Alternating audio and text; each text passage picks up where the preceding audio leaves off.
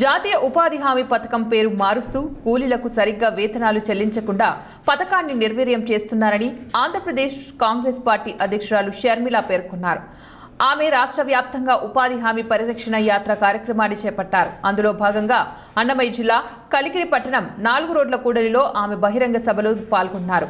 ఈ సందర్భంగా మాట్లాడుతూ గత కాంగ్రెస్ పార్టీ హయాంలో ఉపాధి హామీ పథకంలో పనిచేసిన కూలీలకు పక్షం రోజులకు ఒకసారి వేతనాలు చెల్లించేవారని, కేంద్రంలోని బీజేపీ ప్రభుత్వం ఇప్పటి పరిస్థితిలో 3 నెలలకు ఒకసారి కూడా వేతనాలు ఇచ్చే పరిస్థితి లేదని కేంద్ర ప్రభుత్వంపై మండిపడ్డారు. ఇంతకు ముందు ఉపాధి హామీ పథకము అంటే గ్రామ సభలలో, గ్రామ పంచాయతీల్లో గ్రామ సభ్యులందరూ కలిసి ఆ గ్రామానికి ఏం పనులు కావాలో అది నిర్ణయించుకునేవారు. ఆ గ్రామంలో రోడ్లు కావాలనా, బాయిలు కావాలనా, లేకపోతే చేన్లో పని చేసుకోవాలనా, లేకపోతే పుడికలు తీయాలనా అన్నది ఆ గ్రామస్తులు నిర్ణయించుకునే వాళ్ళు.